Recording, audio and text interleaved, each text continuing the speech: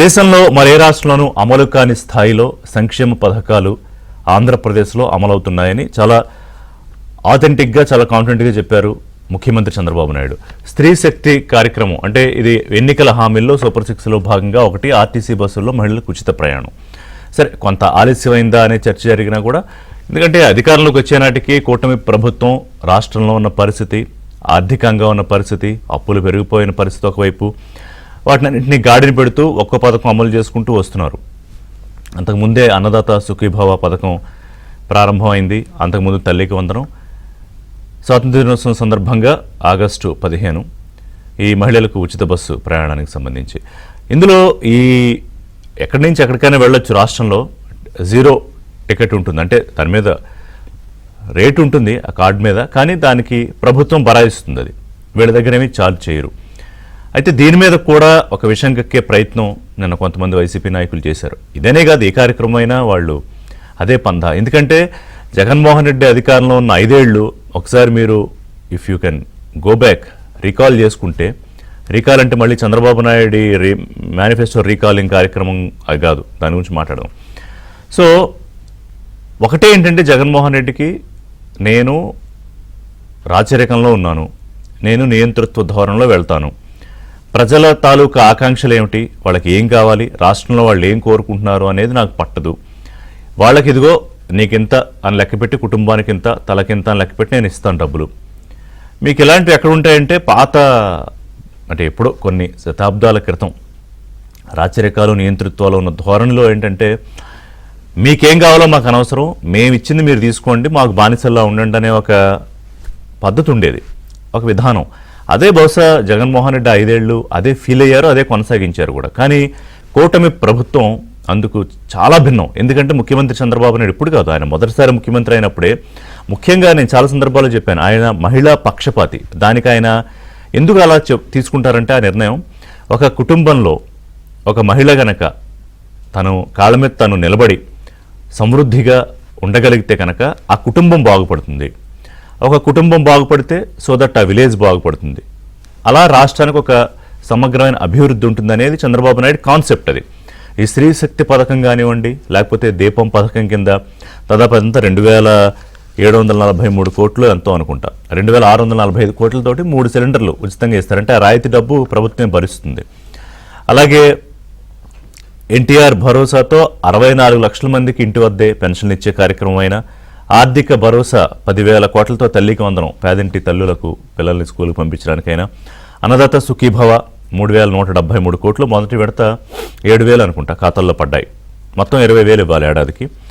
దీపం పథకం మీకు చెప్పాను, స్త్రీశక్తి మొదలైంది. మెగా డిఎస్సి 16,347 టీచర్ పోస్టులు భర్తీ చేయబోతున్నారు అతి కొద్ది రోజుల్లో. అలాగే అన్న క్యాంటీన్లు దాదాపు 5 కోట్ల మంది సుమారుగా అన్ని రకాలు కలుపుకుంటే అది 5 రూపాయలకి ఆహారం కడుపు నిండా తినే, ఇలా అనేక కార్యక్రమాలు.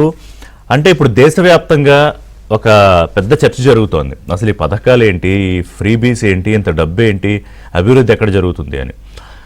సరే, కొంత దాంతో మనం ఏకీభవించవచ్చు, కొంత విభేదించాల్సిన అవసరం వస్తుంది. ఎందుకంటే ఇప్పుడు లెవెల్ ప్లేయింగ్ ఫీల్డ్ అంటే ఒకే రాష్ట్రంలో ఉన్న ప్రజల మధ్య అనేక అసమానతలు ఉంటాయి దేశంలో కూడా, కానీ దాన్ని ఎంతో కొంత ఒక బ్యాలెన్స్ చేసే ఒక కార్యక్రమం. అంటే మాకు కూడా అందరితో పాటు సమాన అవకాశం కలగాలంటే ఒక స్థాయికి రావాలంటే దానికి ప్రభుత్వాలు చేయూతనివ్వాలి.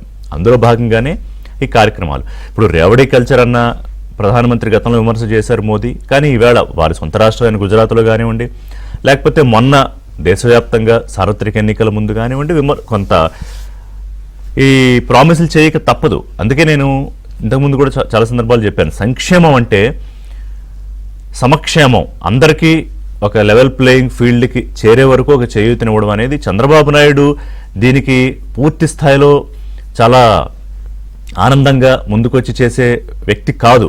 ఎందుకంటే ఆయనకి అభివృద్ధి, ఆ డబ్బు తీసుకెళ్ళి ఇన్ఫ్రాస్ట్రక్చర్ పెట్టాలి, లేకపోతే ఇంకోటి ఏదో అట్రాక్టింగ్ దాని పెడితే 10 మంది వస్తే అక్కడ ఒక జమ అవుతుంది, కాస్త సంపద పెరుగుతుంది, ఉద్యోగాలు వస్తాయి, రాష్ట్ర అభివృద్ధి, ఏపీ బ్రాండ్, ఇది ఆయన సహజమైన శైలి.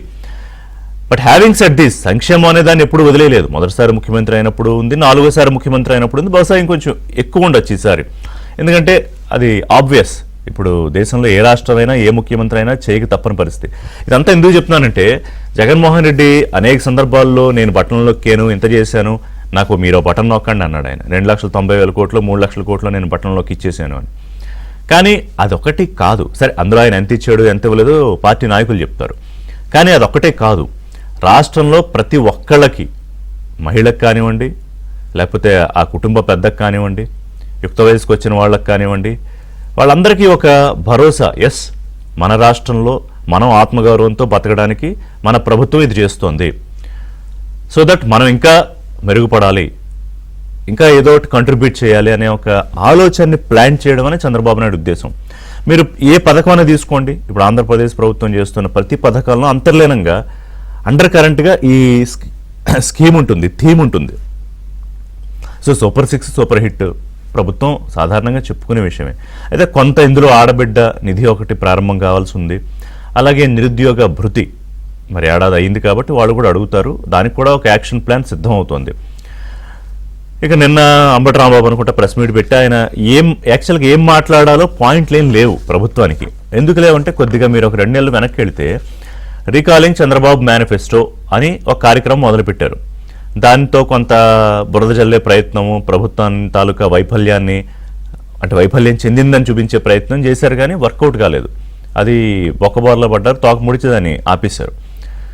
ఈ ఎన్నికల సమయంలోనే దీన్ని ఫేక్ హామీలు, ఫేక్ ప్రచారాలు, అలవి కాని హామీలు అంటే మరి ఒక్కొక్కటి చేసి చూపిస్తున్నారు కదా ముఖ్యమంత్రి.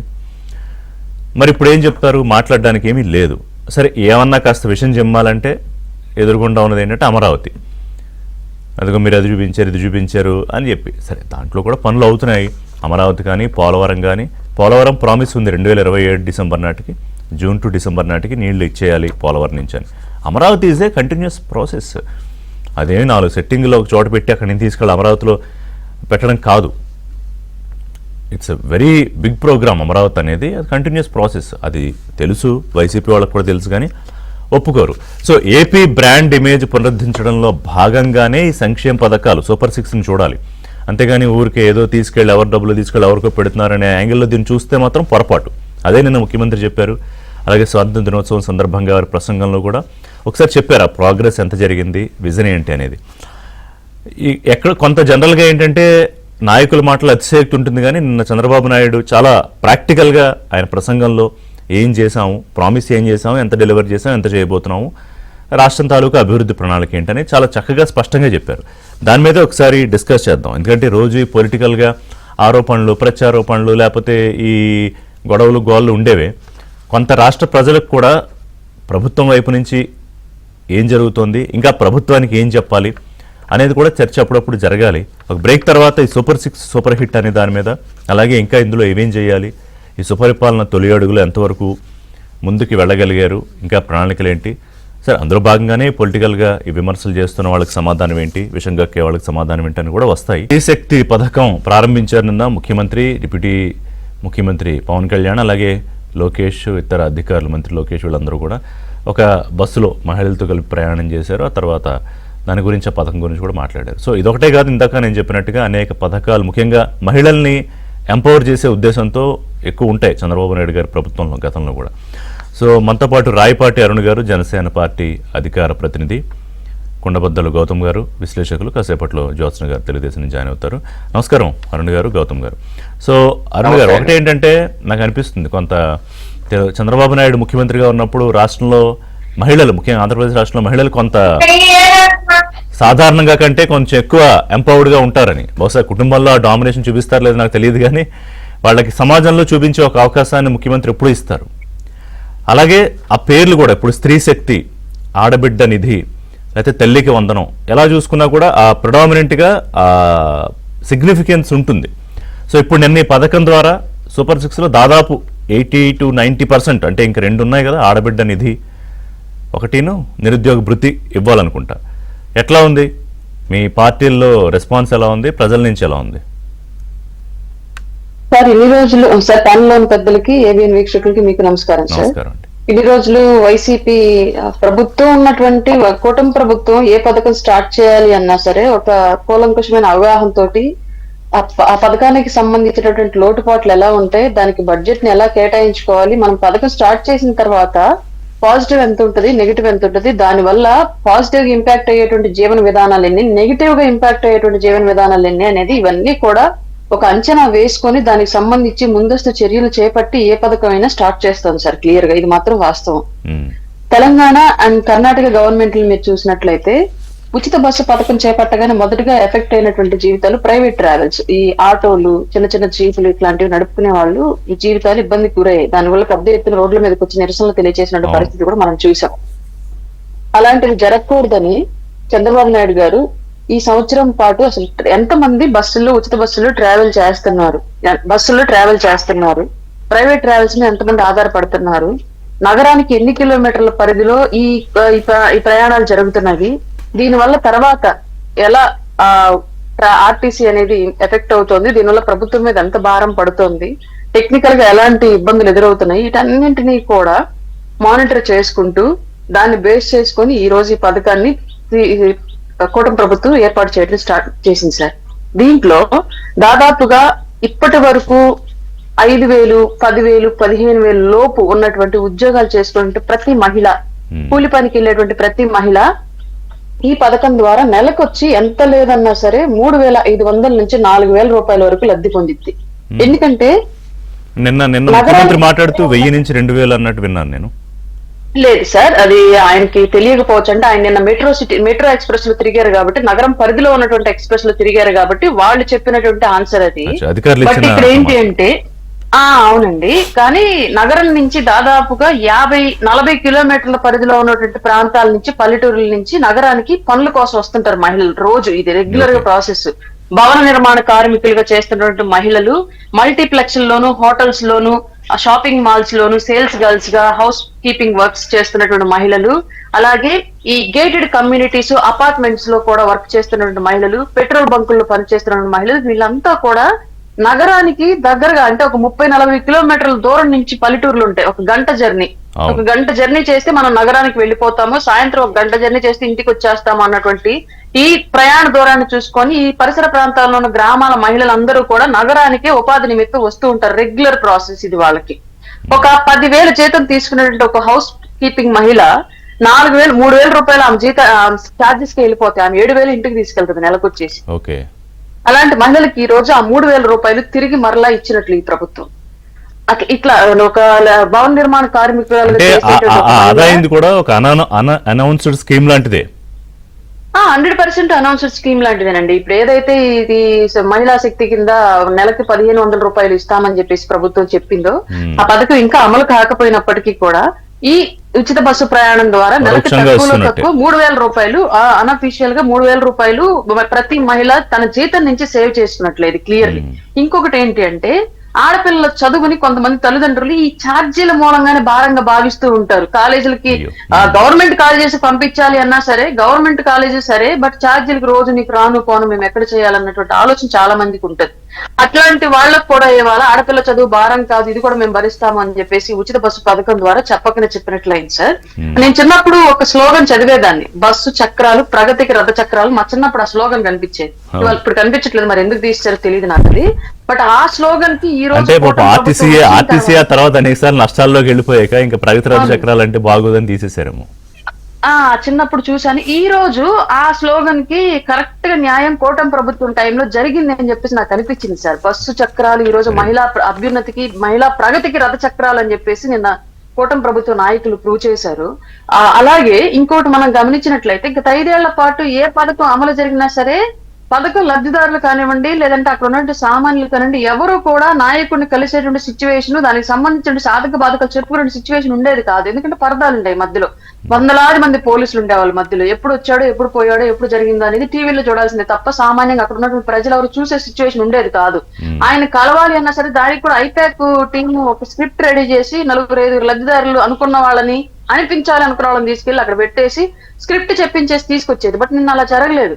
నిన్న సాధారణ మహిళలతో కలిసి ట్రావెల్ చేశారు. ఆ ట్రావెల్ లో రోజు వాళ్ళకు ఉండేటువంటి ఇబ్బందులు ఏంటి, బస్సు టికెట్ల ద్వారా వాళ్ళు ఎదుర్కొంటుంటే ఆ బరువు ఏంటి, భారం ఏంటి, నెలవారీ వాళ్ళకి ఎలా ఇది ఉపయోగపడుతుంది అనేది ప్రతి ఒక్క మహిళతో మాట్లాడుతూ, బస్సు కిటికీ అద్దాలు కూడా ఓపెన్ చేసి చేతులు ఊపుతూ కనిపించే ప్రతి ఒక్కరిని చేతులు తాకుతూ మాట్లాడుతూ వెళ్లారు. ప్రతి స్టేషన్ లో కొందరు దించుతూ, ప్రతి స్టేషన్ లో కొందరు ఎక్కించుకుంటూ అవును. ముఖ్యమంత్రి చంద్రబాబు నాయుడు గారు, ఉప ముఖ్యమంత్రి పవన్ కళ్యాణ్ గారు, మంత్రి నారా లోకేష్ గారు, అలాగే బీజేపీ అధ్యక్షులు మాధవ్ గారు, నలుగురు కూడా కూటమి ప్రభుత్వం ప్రజల పట్ల చూపిస్తున్న ఔన్నత్యాన్ని కళ్ళకు కట్టేలాగా చూపిస్తూ ఎలాంటి బాగుందంటే నిన్న అది చాలా నాకు తెలిసి ఏ రాష్ట్రంలోనూ కూడా కనిపించిందండి. నాకు ఏ రాష్ట్రంలో చూసిన గుర్తు కూడా నాకు లేదు. వెరీ వెరీ రేర్ సీన్ అది. అసలు నాకే ఫస్ట్ టైం మనసుకి చాలా ఆనందంగా అనిపించినట్టు సన్నివేశం కనిపించింది. అలాగే మహిళలు ఎక్కే బస్సులో మీరు పురుషులు ఎక్కారు సార్, టికెట్ తీసుకోండి అంటే వాళ్ళు స్వయంగా టికెట్ తీసుకోవటము, ఇదంతా కూడా నిజంగానే లోకేష్ గారేమో పవన్ అన్న నేను డబ్బులు ఇస్తాను అన్నాడు. నేను డబ్బులు ఇస్తాను. అవునండి, అది ప్రజలతో మమేకం అయ్యేటువంటి నాయకత్వం ఇది కదా అని అనిపించేలాగా ప్రతి ఒక్క మహిళ మనసును తాకినటువంటి సన్నివేశం నిన్న ఆ బస్సు పథకం ప్రారంభ ప్రోగ్రాం అనేది అంత బాగా జరిగింది. అలాగే మన ప్రభుత్వం ఇది ఎంత ప్రజా ప్రభుత్వం అని చెప్పుకోవడానికి ఇంకొక అంశం ఏంటి అంటే, మీకు ఇందాక స్టార్టింగ్ లో చెప్పాను నేను, తెలంగాణ అండ్ కర్ణాటకలో బస్సు పథకం స్టార్ట్ చేయగానే కొన్ని భవిష్యత్తులు రోడ్డును పడ్డాయి, కొన్ని బ్రతుకులు రోడ్డును పడ్డాయి అని చెప్పేసి ఆటో వాళ్ళు ఎవరైతే ఉన్నారో, ప్రైవేట్ ట్రావెల్స్ నడుపుకునేటువంటి వాళ్ళు ఎవరున్నారో వాళ్ళు నిరసనలు తెలియజేశారు. బట్ అలాంటి అవసరం ఈ స్టేట్ లో వాళ్ళకి రాకూడదు అనేటువంటి ఉద్దేశంతో ప్రభుత్వం క్లియర్ గా ఎంత మంది మహిళలు ఇందులో ట్రావెల్ చేస్తున్నారు, వీళ్ళని ఇన్ని రోజులు ఏ ప్రైవేట్ ట్రావెల్స్ వాళ్ళు ఈ ప్రయాణం చేశారు, దానివల్ల ఎంత మందికి ఇబ్బంది జరుగుతుంది, ఆ ఆటో వాళ్ళు ఎంతమంది ఉన్నారో వాళ్ళకి కూడా ఇక నుంచి నెల కొంత నష్టపరిహారం కింద ప్రభుత్వం ఆదుకునేటువంటి పథకం కింద కొంత అమౌంట్ ని కూడా ఇస్తాము అని చెప్పేసి ప్రభుత్వం ప్రకటించడం నిజంగానే హర్షించదగ్గ విషయం సార్. ఇది గౌతమ్ గారు కరెక్ట్ మీరు చెప్పింది. అరుణ్ గారు మాట్లాడదాం. గౌతమ్ గారు, ఇప్పుడు అరుణ్ గారు ఒక పాయింట్ చెప్పారంటే, ఒకటి అనౌన్స్డ్ స్కీమ్ లాగా ఒక 2,000 3,000 ఆదా అవుతుంది కూడా ఇచ్చినట్టే ప్రభుత్వం. దాంతోపాటు ఇంక్లూజివ్నెస్ అనేది, అంటే దీనివల్ల ఎవరు ఇంపాక్ట్ అవుతున్నారు, వాళ్ళకి ఏ రకంగా న్యాయం చేయాలని కొంతమంది మంత్రులకు దాని మీద పురమాయించడము. సో ఏదో ఏమంటారు హంగామా కోసం ఆడంబరాల కోసం చేసే పని కాదు. ఒకటి ప్రామిస్ నిలబెట్టుకోవడంతో పాటుగా దీన్ని ఎఫెక్టెడ్ వాళ్ళని కూడా అడ్రస్ చేయడం అనేది మంచి విషయం అది. సో ఎట్లా ఉంది ఇప్పుడు ఈ పథకాల విషయంలో, మీరు అబ్జర్వర్గా మీరు చూస్తూ ఉంటారు కాబట్టి అనాలిసిస్లో ఏమనిపిస్తుంది సూపర్ 6 విషయంలో నిన్నటి పథకంతో సహా? నిన్నటి పథకంతో సహా చూస్తేనండి సూపర్ హిట్ అయినట్టుగానే కనిపిస్తుంది. ఈ సూపర్ 6 సూపర్ హిట్ అని. ఎందుకంటే వచ్చేసాం అధికారంలోకి, గబగబా ఇచ్చిన హామీలు నెరవేరుస్తాం అనే పేరుతోటి ఒక పెద్ద మ్యానిపులేషన్ కూడా జరుగుద్దండి.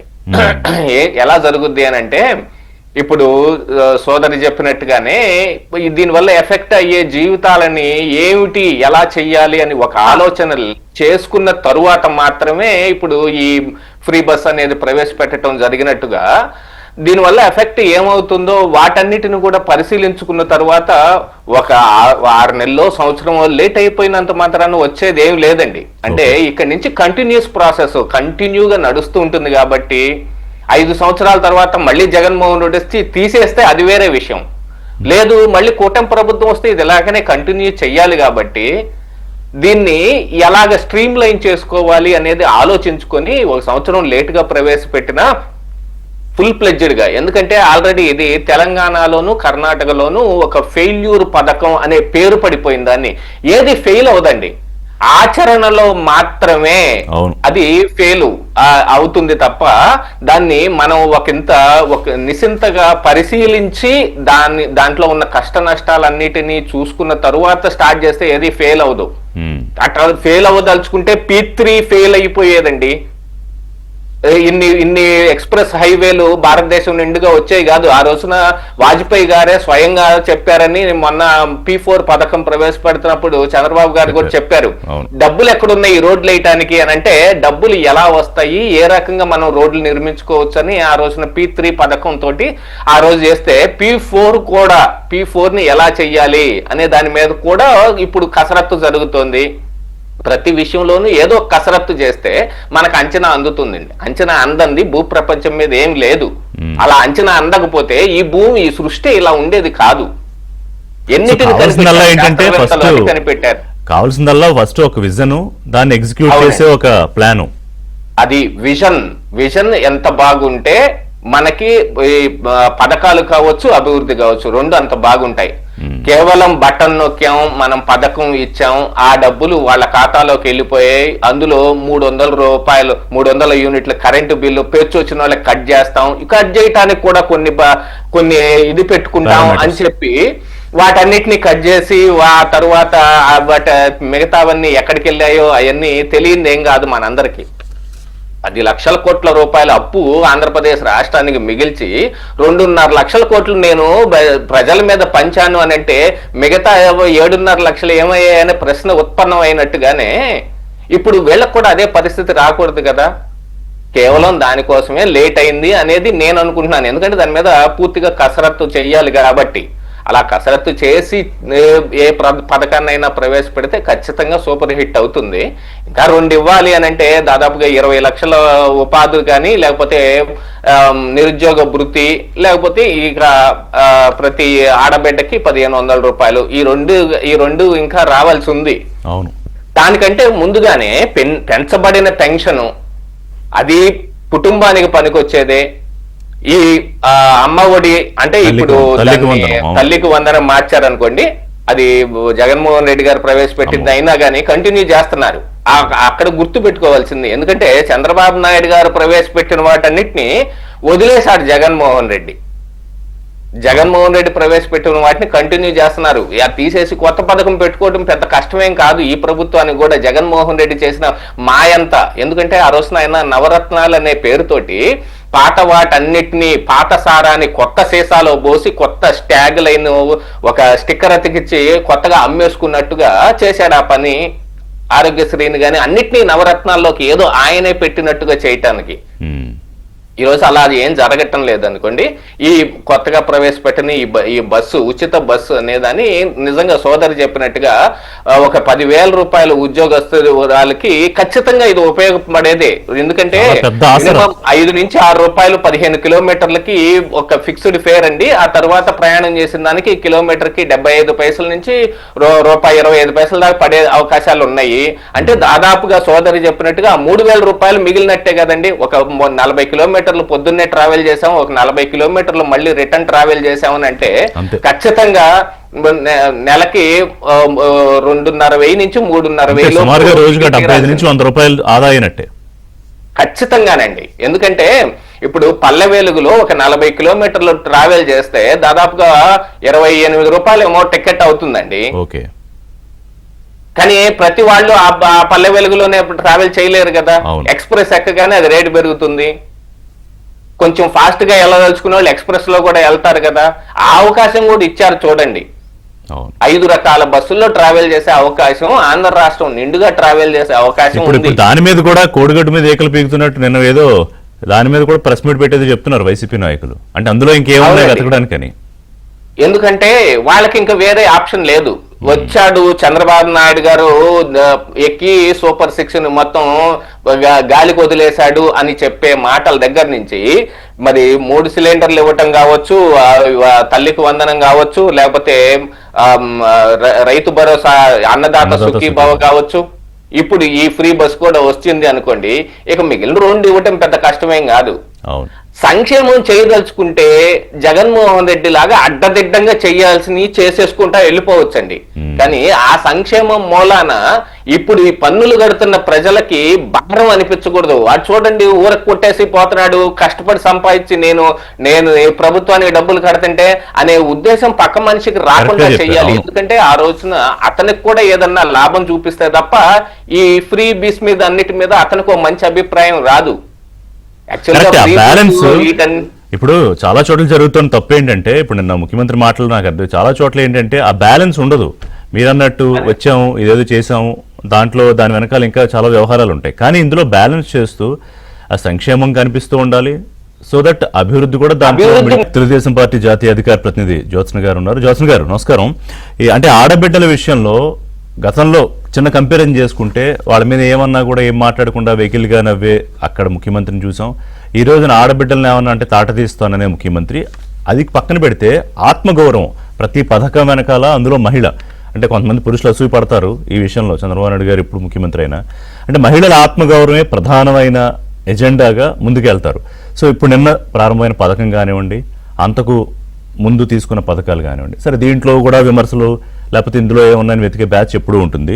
అంటే వీళ్ళకి ఇప్పుడు సమాధానం చెప్పాలి. అంటే మంత్రులు చెప్తారు, ఆ ప్రచారం చేయమని చెప్పారు, కానీ ముఖ్యమంత్రి మీరు ఇచ్చిన ఫేక్ హామీలని, ఎన్నికల తర్వాత ఏం చేయలేరని ఇవన్నీ కూడా మాట్లాడారు కదా.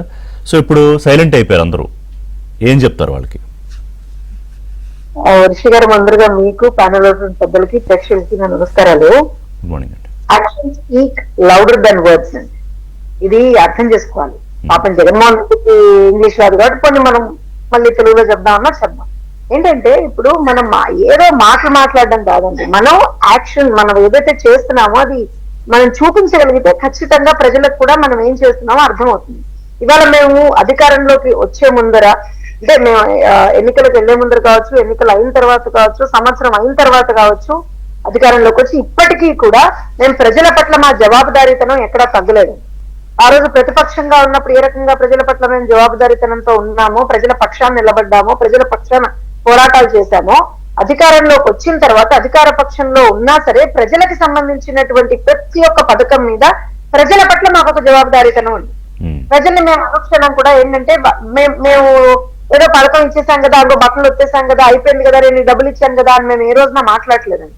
అది పెన్షన్ల దగ్గర నుంచి, దీపం పథకం దగ్గర నుంచి, తల్లికి వందనం దగ్గర నుంచి, ఇంకేదైనా ఏవన్నా తీసుకోండి మీరు, అన్నదాత సుఖీభావ కావచ్చు, ఏవైనా సరే మేము ప్రతిదీ కూడా ఒక బాధ్యతగా నిర్వర్తిస్తున్నాం. ఇవాళ రోజున అది ప్రజలు మా మీద పెట్టిన బాధ్యత కదా రిషి గారు. ఇవాళ ఇంత మ్యాండేట్ మాకు ఇచ్చి ఏదో ఏమంటారు అని అంటే గుడ్డ పిచ్చేలో పడ్డట్టుగా మీరు ఏదో చేసేసుకోండి అని అనలేదు కదా ప్రజలు. ఒక దుర్మార్గుడి పాలన నుంచి మాకు విముక్తి కలిగించి మమ్మల్ని ఒక సుపరిపాలన దిశగా తీసుకెళ్ళండి అనేటువంటి ఒక పెద్ద బాధ్యత మా మీద పెట్టారు కదా. సో మేము మొదటి రోజు నుంచి అది పూర్తి చేస్తున్నాం. సరే, మీరు ఇందాక అన్నారు జోసఫ్ గారు ఇంకా కొంతమంది కామెంట్స్ చేస్తున్నారు, అయినా ఇలానే ఉంటుందా అని అంటే, ఒకటి సార్, వాళ్ళు ఎలా ఉంటుందంటే వాళ్ళు ఏం చేయలేకపోయారు, అది వాస్తవమా కాదా? వాళ్ళున్న 5 సంవత్సరాలు ప్రజల్ని పీడించుకు తిన్నారు, ప్రజల్ని ఒక రకంగా వాళ్ళకి నరకం చూపించారు ప్రజలకి అనద్దుగాని. సో ఇవాళ మేము ఎప్పుడైతే ప్రజల పక్షాన్ని నిలబడి ప్రజలకు ఏం కావాలో మేము మనసా వాచా కర్మణ మేము ఇవాళ రోజున పూర్తి చేస్తుంటే వాళ్ళకి ఎలా డైజెస్ట్ అవుతుందండి? అజీత్ పాపం. అందుకే పిచ్చి పిచ్చి మాటలు, ఆ ప్రెస్ మీట్లలో కూడా పిచ్చి పిచ్చి మాటలు ఎందుకు వస్తాయంటే, మొన్న ఒక డాక్టర్ని అడిగానండి, ఆ డాక్టర్ చెప్పాడు నాకు, ఒకవేళ ఇండైజెషన్ ప్రాబ్లం ఉంటే కనుక ఇలానే అంటే మెంటల్ ఇంబ్యాలెన్స్ కూడా వస్తుంది. సో మరి ప్రాబబ్లీ ఇవాళ జగన్మోహన్ రెడ్డికి అదేమన్నా వస్తుందో నాకు అర్థం కావట్లేదు. Already has a history of some disease and he's taking medication for that అని అంటారు చాలా మంది. వాళ్ళ అన్నవేళ్ళు ఎక్కడి నుంచో మందులు తెచ్చుకుంటాడండి అని అంటారు. సో మనం రాజకీయ నాయకులుగా నేను మాట తెలుసుకోవట్లేదు, కానీ ఇవాళ ఇది ఒక జెన్యున్ ప్రాబ్లం అండి. మేము చేసేది వాళ్ళు ఓర్చుకోలేక, దాన్ని డైజెస్ట్ చేసుకోలేక, అయ్యయ్యో ఇలా ఎలా చేసేస్తారు, ప్రజలకు మంచి ఎలా చేసేస్తారు, అదే చూడండి చంద్రబాబు నాయుడు మంచి చేస్తున్నాడు, పవన్ కళ్యాణ్ మంచి చేస్తున్నాడు, లోకేష్ మంచి చేస్తున్నాడు, ఎలా చేసేస్తారండి ఇవన్నీ అని అంటున్నారు. అది డైజెస్ట్ చేసుకోలేక ఇవాళ రోజున రోజుకొకసారి ఆ ప్రెస్ మీట్ మరి వాళ్ళు నిజంగా నాకు ఏమనిపిస్తుంది అంటే రిషి గారు, వాళ్ళ అధికారంలో ఉన్నప్పుడు కనుక ఇదే నెంబర్ ఆఫ్ ప్రెస్ మీట్స్ పెట్టుంటే ప్రాబబ్లీ బాగుండేదేమో అనిపిస్తుంది. ఆయన ఎప్పుడు ఏదో 2-3 సందర్భాల్లోనే మాట్లాడినట్టున్నాడు ఆయన ముఖ్యమంత్రి ప్రస్తుతం. ఆ రోజు కనుక పెట్టుంటే మీలాంటి వాళ్ళు ఏమయ్యా జగన్మోహన్ రెడ్డి ఇది కరెక్ట్ చేయట్లేదు కదా నువ్వు అని చెప్పి ప్రశ్నిస్తారని ఆ రోజు పెట్టలేదు. ఇవాళ ఏముంది, ప్రతిపక్షంలో ఉన్నాడు కదా, ఏమి ఇలా గుడ్డగాల్చి మీద వేసేస్తే అయిపోతుంది కదా అని అనుకుంటున్నాడు. జోక్స్ చెప్పాలి గారు, what I'm trying to say, ఇవాళ మేము ఒక పథకం తీసుకొచ్చాం, ఆడబిడ్డలకి ఈ పథకం తీసుకొచ్చాం. దీని వెనక ఎంత ఎక్సర్సైజ్ ఉందో నేను ఒకసారి మీకు చెప్తానండి. చాలా మంది అదేంటి అన్ని బస్సుల్లో ఇవ్వలేదు కదా అని వీళ్ళు ఆల్రెడీ ఒక 10 రోజుల ముందు నుంచి స్టార్ట్ చేశారు వైఎస్ఆర్సీపీ బ్యాచ్. 100% బస్సుల్లో 74% బస్సులు ఇదే బస్సులండి. ఏవైతే మనం మాట్లాడేటువంటి బస్సులు 5 రకాల బస్సులు 11,000 ముఖ్యమంత్రి గారు దానికి సంబంధించినటువంటి క్లియర్ ఎక్స్ప్లెనేషన్ ఇచ్చారు. గత 10 రోజుల నుంచి రవాణా శాఖ మంత్రి మండిపల్లి రామప్రసాద్ రెడ్డి గారు ఎక్స్ప్లెనేషన్ ఇస్తున్నారు, లోకేష్ గారు ఎక్స్ప్లెనేషన్ ఇస్తున్నారు, మళ్ళీ నిన్న ముఖ్యమంత్రి గారు ఎక్స్ప్లెనేషన్ ఇచ్చారు, ఉప ముఖ్యమంత్రి గారు ఎక్స్ప్లెనేషన్ ఇచ్చారు. బట్ స్టిల్ అయితే నేను మళ్ళీ చెప్తున్నాను, 100%లో 74% ఇవే బస్సులు.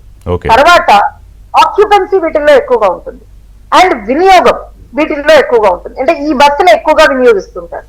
దాంతో పాటుగా అంటే ఆల్మోస్ట్ ఒక ఏమంటారు అని అంటే ఒక సాధారణ మధ్యతరగతి కుటుంబానికి సంబంధించినటువంటి వ్యక్తులు ఈ బస్సును ఎక్కువగా ఉపయోగిస్తున్నారు. నేను ఇందాక చెప్పినట్టుగా ఆక్యుపెన్సీ వీటిల్లో ఎక్కువగా ఉంటుంది.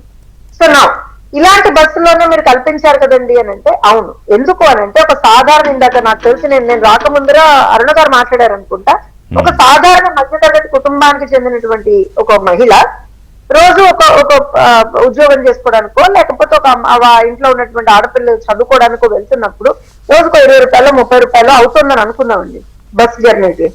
నెలకు ఎంత అవుతుంది? ఆ అమౌంట్ వాళ్ళ కుటుంబానికి ఎంత ఇంపార్టెంట్. దాన్ని మేము ఇవాళ రోజున ఆ ఎక్సర్సైజ్ చేసాం.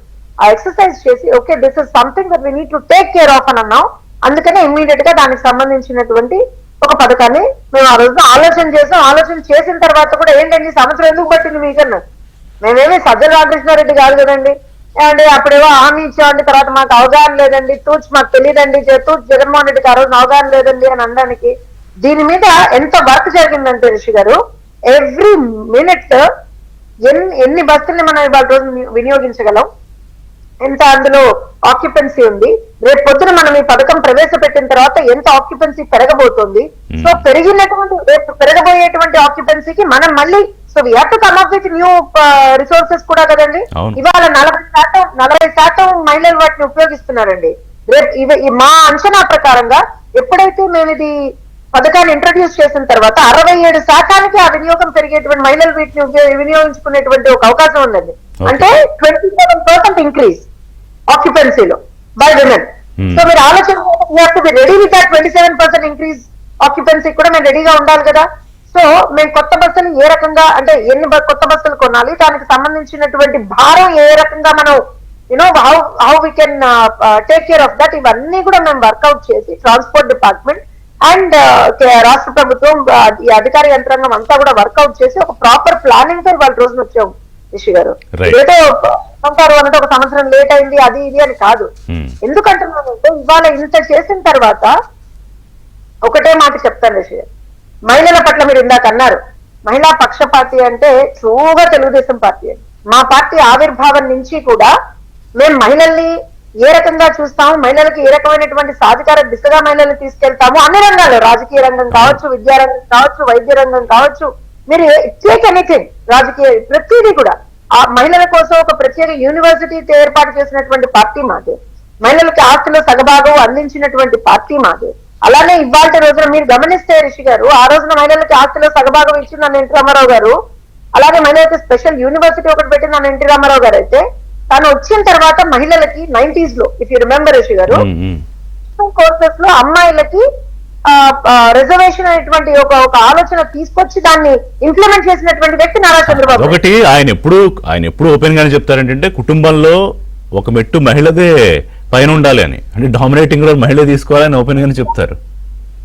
ఒక విషయం చెప్తానండి, అంబేద్కర్ గారు ఒక మాట చెప్పారు, మీరు ఒక కుటుంబంలో ఎవరినన్నా మీరు గనక చదివిస్తే ఆ కుటుంబం వరకు బాగుపడుతుందేమో, కానీ ఆ కుటుంబంలో ఒక మహిళను చదివిస్తే ఎంటైర్ సమాజం బాగుపడుతుందని అంబేద్కర్ గారు చెప్పారు. సో దాన్ని మేము నిజంగా కూడా నమ్ముతామండి, మా పార్టీ నమ్ముతుంది, మా కూటమి నమ్ముతుంది. అందుకనే మేము ఇవాళ రోజున విద్యారంగంలో సమూల మార్పులు తీసుకొచ్చినటువంటి ఒక ప్రభుత్వంగా మేము ప్రతి క్షణం కూడా మేము మహిళా అభివృద్ధి గురించి, మహిళా సంక్షేమం గురించి, అలాగే మహిళా సాధికారత గురించి మేము మాట్లాడుతున్నాం, మేము దాన్ని ఇంప్లిమెంట్ చేస్తున్నాం.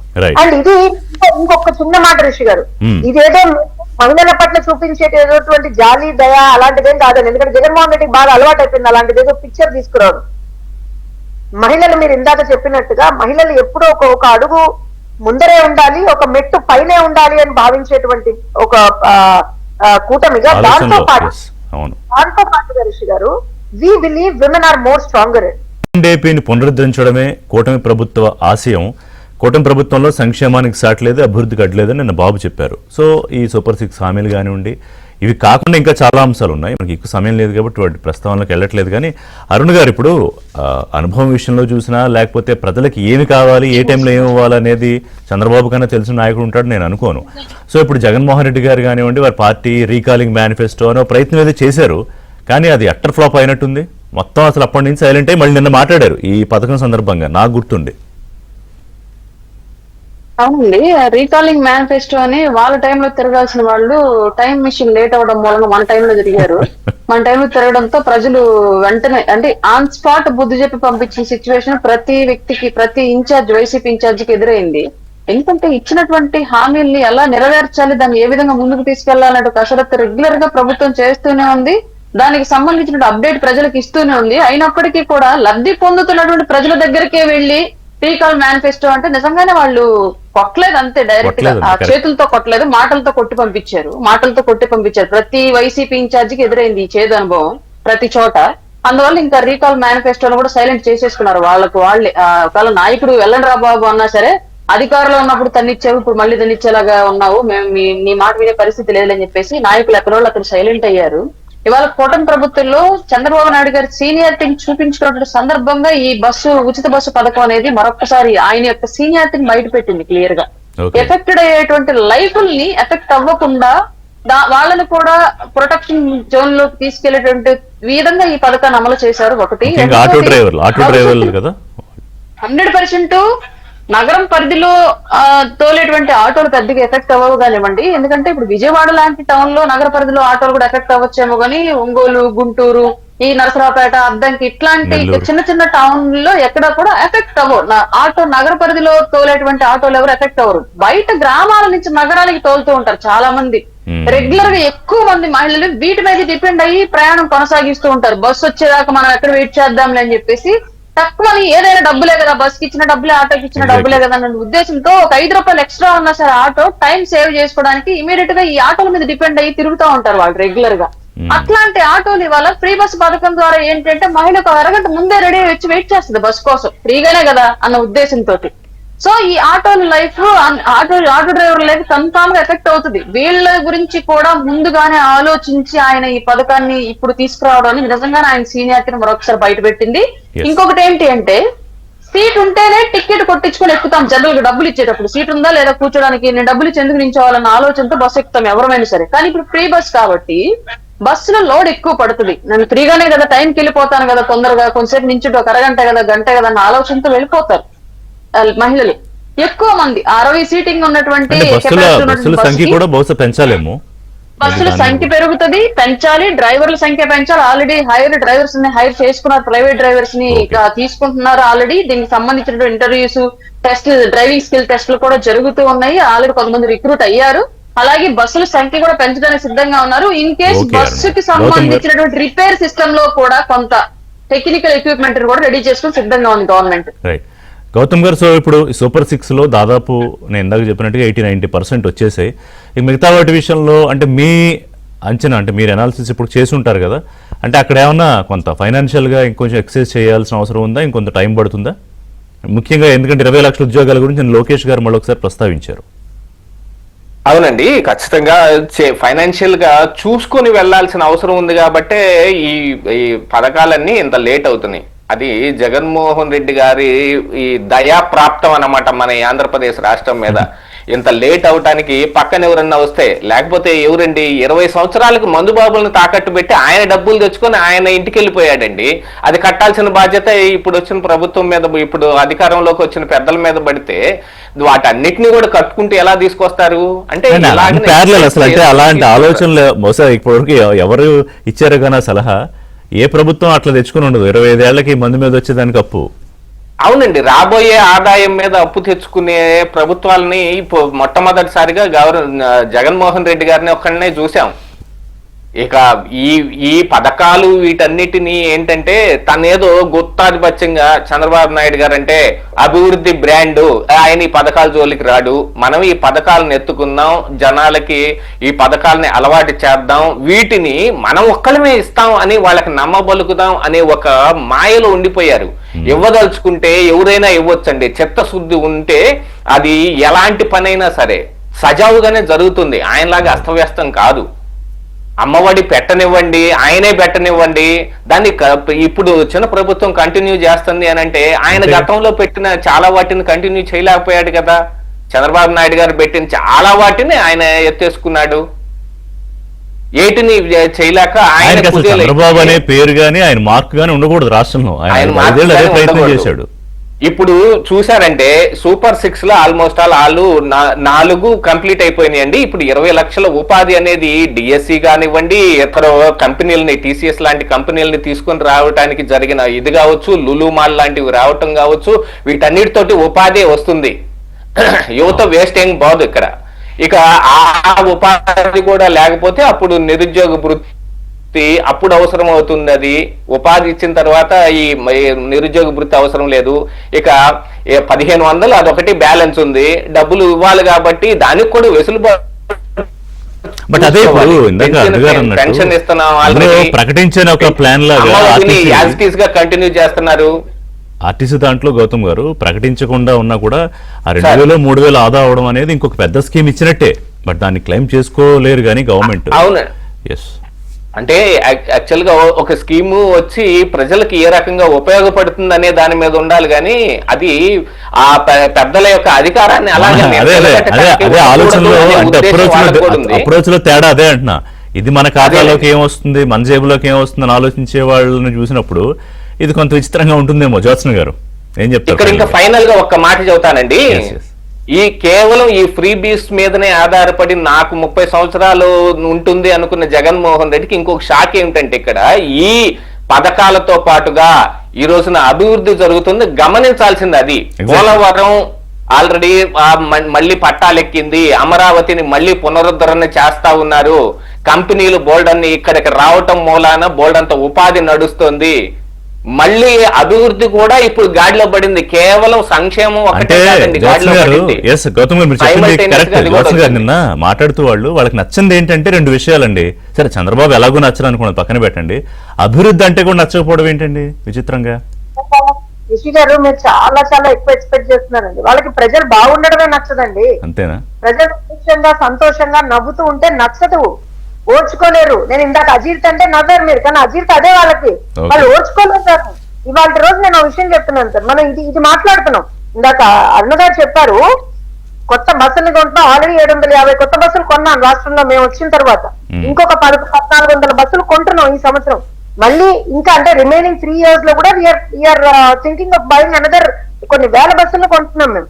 దాంతో పాటుగా ఈ ఒక్కటి ఏంటంటే కేవలం మహిళలకి ఇది ఒకటే ఇవ్వడం కాదు, మహిళా ఉద్యోగుల్ని ఏ రకంగా చూసుకోవాలి, మహిళా కండక్టర్ ఉన్న చోట వాళ్ళకి ఏ రకమైనటువంటి come up with cameras, body cameras అంటారు చూసారా, వాటిని తీసుకొస్తున్నాము. అలానే lot of things that we're coming up with. ఇవన్నీ ఏంటంటే ప్రతిదీ నేను ఇందాక చెప్పారు రిషి గారు, మీరు అంటే మీరనే కాదు ప్రజలందరి ఆలోచన విధానం జగన్మోహన్ రెడ్డి పాడు చేస్తారండి 5 సంవత్సరాల్లో. సారీ టు సే దాట్, ఎందుకనంటే ప్రభుత్వంలోకి మేము వచ్చినప్పుడు ప్రజలు మమ్మల్ని బాధ్యతతో ఉండమని చెప్పి ఎన్నుకున్నారు సార్. ఇవాళ చంద్రబాబు నాయుడు గారైనా, లోకేష్ గారైనా, పవన్ కళ్యాణ్ గారైనా, బీజేపీ పెద్దలైనా ప్రతి దానికి ఎక్స్ప్లెనేషన్ ఇస్తున్నారు ప్రజలకు. ఒక తప్పుడు మాట ఎక్కడి నుంచైనా, ఒక తప్పుడు ప్రచారం ఎక్కడి నుంచైనా జరిగితే ఎందుకు చంద్రబాబు నాయుడు గారు దీన్ని మనం తిప్పికొట్టాలని చెప్తున్నారు? అక్కడ ఏదో మా పార్టీకి ఏదో నష్టమో, మా కూటమికి నష్టమో అనేటువంటిది పక్కన పెట్టేస్తే సార్ ప్రజల్ని తప్పుదారి పట్టిస్తున్నారు. ఈవెన్చువల్ గా రాష్ట్రానికి కదా, బ్రాండ్ కి నష్టం కలుగుతుంది. నేను అదే చెప్తున్నానండి, ఇవాళ ఒక పథకం వచ్చినప్పుడు దాంట్లో మంచి చెడు అది ఇంప్లిమెంటేషన్ పార్ట్ లో, ఎగ్జిక్యూషన్ పార్ట్ లో ఎవరైనా చిన్న చిన్న ఇబ్బంది కలిగితే దాన్ని ఎవరైనా మేనేజ్ చేసుకుంటాం.